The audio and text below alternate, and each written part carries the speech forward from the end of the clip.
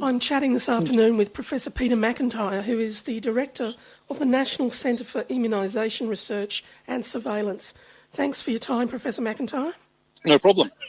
You've co-authored a perspective that's going into the Medical Journal of Australia shortly on immunisation rates and more specifically the effect or non-effect of the no jab, no play legislations around the country. The anti-vaccination lobbies get a lot of attention. Are we giving them more credit than they deserve?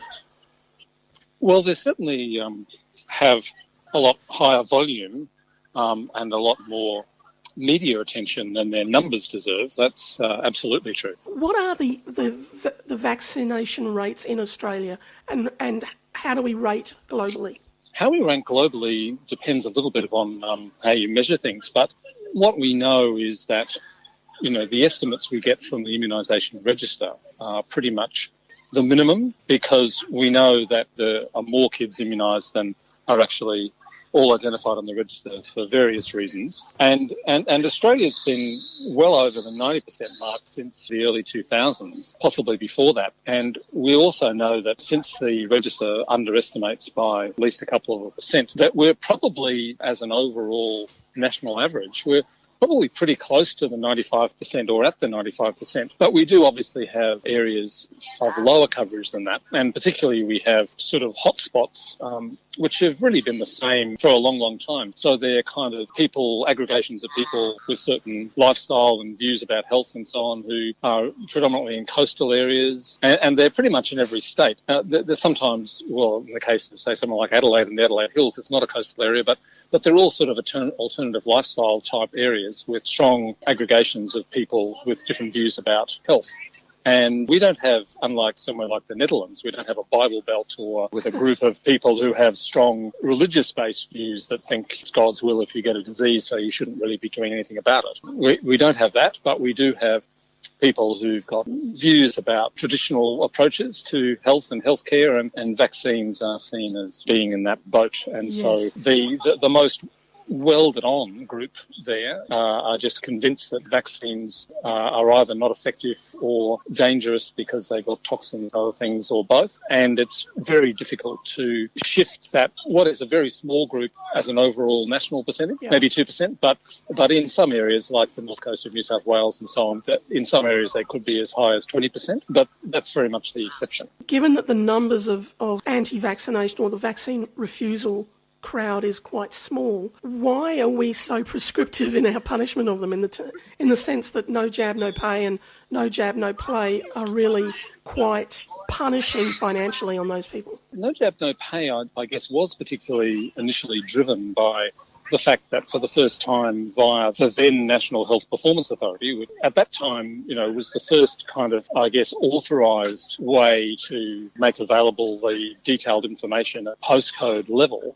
And that really spurred a lot of media coverage around, areas, particularly, I guess, areas, that might be considered a bit more affluent or trendy in cities, where these rates were said to be low and potentially a problem. And that sort of coincided, I guess, with all the concern about pertussis and pertussis deaths from young infants. And the two are not necessarily related, but they sort of got related in the media messaging around all of this. And so, on the one hand, it's obviously a worthwhile aim to try and get as close to 100% of children having received their recommended vaccines as possible. But on the other hand, we have to be mindful of what, although it's important and although it certainly protects the individuals involved and also provides some measure of herd immunity to the community, that you can actually, depending on the vaccine, you can achieve that herd immunity with less than 95%.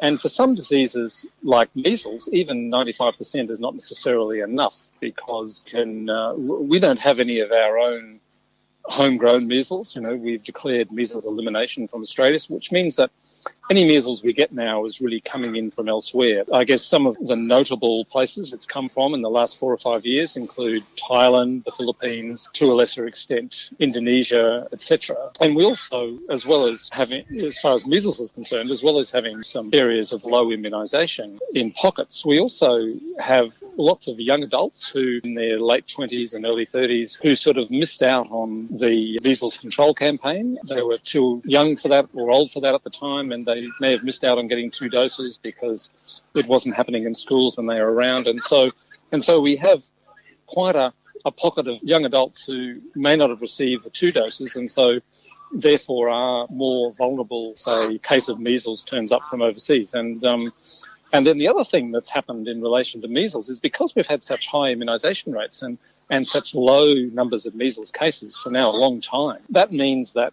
there's not any kind of natural, inverted commas, boosting going on. And pretty much all the young mothers now who are having babies have got their measles immunity from vaccination. And by the time they've reached their 20s or 30s, their antibody levels that are transmitted to the baby may be quite low compared to what used to happen when mothers had measles acquired from natural infection. And I'm not saying we should go back, but it means that we have this sort of immunity gap with measles where in a lot of cases the antibody levels may have gone down to well below protective by 6 months of age, and then of course you don't get your first dose till 12 months. So a characteristic of the last couple of episodes we've had of an introduction from, say, Thailand, which was what happened with the big New South Wales outbreak with a couple of hundred cases back in 2012, that in fact the biggest single group or the highest incidence in that outbreak were actually babies under 12 months, between 6 and 12 months, because they would potentially encounter an infectious case in,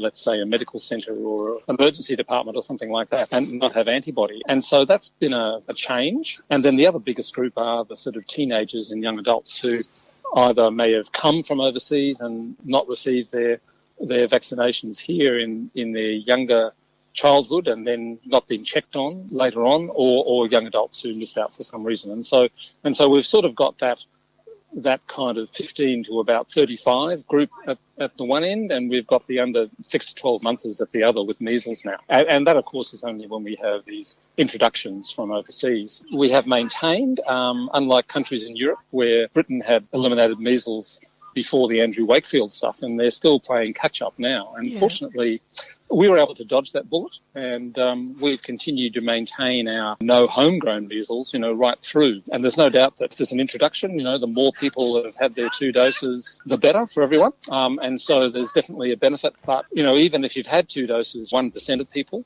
may not have protective antibody, and then you've got the people who missed out for some reason. So we've still got the potential for measles outbreaks to kind of smoulder on a bit, because measles are sort of a bit like a heat-guided missile. It will just seek and find, people whose immunity is not sufficient, in any. It's really good at doing that.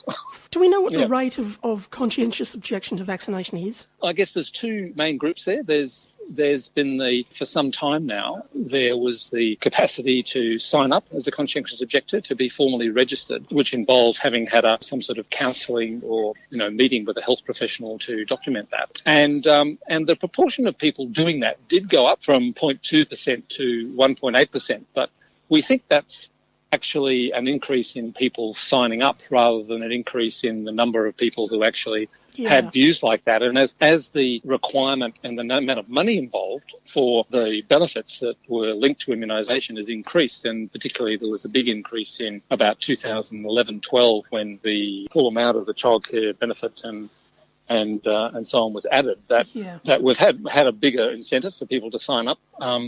But if you look at the estimates from back in about 2001, based on people who probably are objectors but aren't officially signed up versus those who are, the total still comes to around 3%.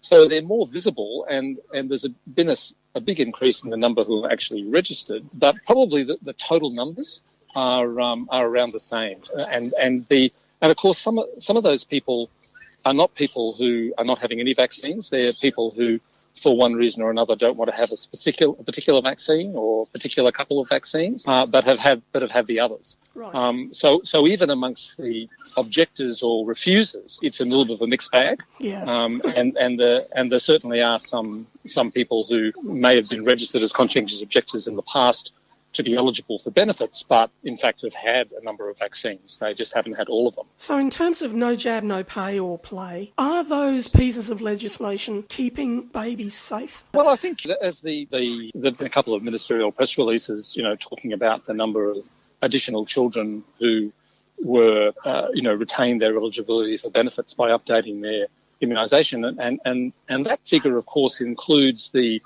expanded reach of no jab, no pay, which came with the legislation, and that was a really big development. Yeah. Instead of only looking at your status on the ACIR, which was up to the age of 7, the no jab, no pay legislation expanded it to the age of 19, and that potentially may turn out to be the biggest impact of no jab, no pay. The fact that there was this big extension where all of a sudden, older children and teenagers in high school but not working, that the families suddenly discovered that they were no longer eligible for the benefits. And that we do know anecdotally that prompted a big upsurge in people seeking catch-up vaccines, and I think both GPs and other clinics found that. And so that is probably could well turn out to be, the major impact of no jab, no pay. And obviously one of the things we're saying in the paper is that it's terribly important to evaluate this carefully, because it's an internationally unique initiative. It's something that is sort of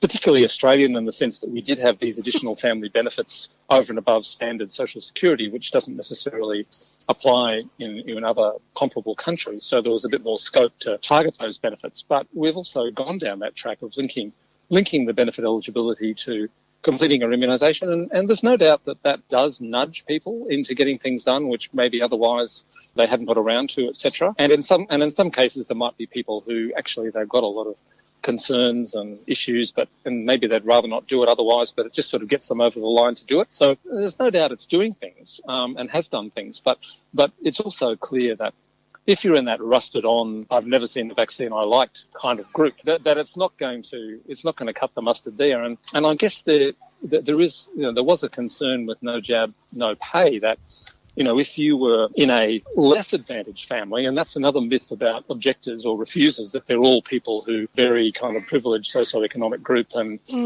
are just rejecting things for ill-informed reasons. But actually, there are less people who are in less advantaged circumstances, probably a 2-to-1 difference. But there are people there who are just worried, concerned about, or just fearful about some aspects of vaccines, and for whom the dollars are really important. And that could mean that a child who would otherwise benefit from early childhood education in childcare or preschool misses out. And so I suppose you've always got to trade off, and that's why we think the evaluation is really important. You've got to trade off what are the good things in terms of raising immunisation coverage, nudging people along, enhancing individual and community protection against the bad things, because we know that a child missing out on early childhood educational opportunities, we know that is really bad in terms of, your subsequent educational progression. And I think that really kicks in when we get to talking about no jab, no play, which wasn't really the primary focus of the paper, because it was written maybe 6 or 9 months ago.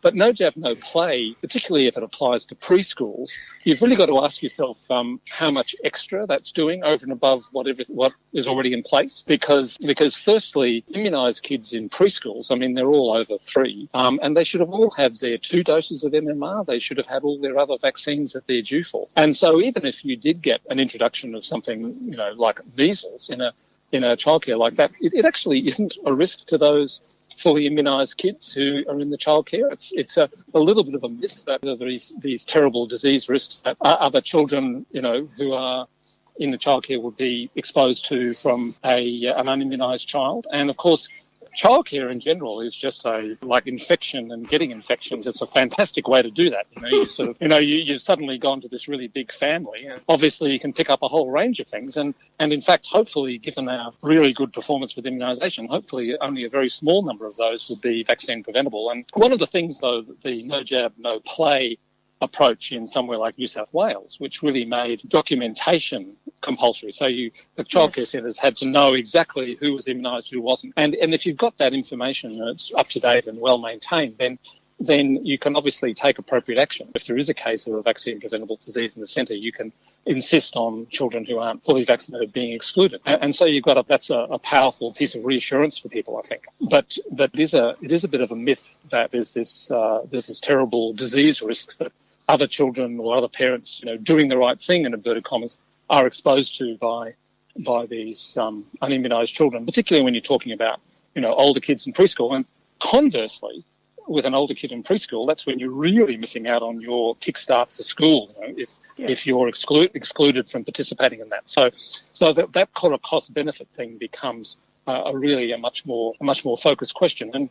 And it really, in a sense, it sort of flips the focus to something like pertussis, where we know that because pertussis vaccines, they're certainly worthwhile and they're good at protecting young children against severe pertussis, but we also know that they're not that great against mild pertussis, getting a bit of a cough, and they do wear off. And so even with 100% of kids getting immunised about pertussis unfortunately still circulates in the community, unlike measles. And until we get a pertussis vaccine that's up there with measles with a 95% effectiveness or something, we're going to continue to see that. The pertussis will continue to circulate, even though we've got high immunisation rates. And so the solution to that is maternal immunisation, which is the way of bridging that gap, the gap between a child being born and having had its first one or two vaccines, after which the protection against severe disease is pretty good. But there's that gap of 2 or 3 months before that's happened, where the only way to protect those really young babies, who are the ones that, of course, get sick and the ones that die, the only way to protect them is for the mothers to be receiving vaccine and pregnancy. And so I think if we're really keen on preventing the cases of severe disease, if that's our primary aim, then it makes much more sense to be going hard on promoting, supporting maternal immunisation as much as we can, both at the general practice level and in hospitals and other places. And that's the way to protect the really little babies, the babies who virtually never be attending a childcare centre and certainly not a preschool. If you want to protect them, then that's our approach. That's what we need to be emphasising. I mean, the main concern was, and hopefully this is not the case among the medical audience, but there's still this view out there in sort of general public land or, the pub test or whatever, firstly, that we've actually got much lower immunisation rates than we do, and they're actually very high, and they've been high for a long time. And secondly, that there's lots more conscientious objectors than there are, and they're going up all the time, which they're not. And thirdly, that unimmunised children in a childcare centre or a preschool pose a huge risk to fully immunised children, which unless you've got a fully immunised child who happens to have some bad disease like leukemia or something, in which case they're probably very unlikely to be attending a regular preschool. But unless you've got children like that, then basically everyone else, they're really not at risk. They're at risk of all kinds of other infections that circulate in childcare, including, influenza, obviously. Another one we'd like to see, the influenza vaccine rates, improve, but they're not going to be getting measles. They're not going to be getting meningitis from Hib or. Thank you so much for your time. Thanks, Kate.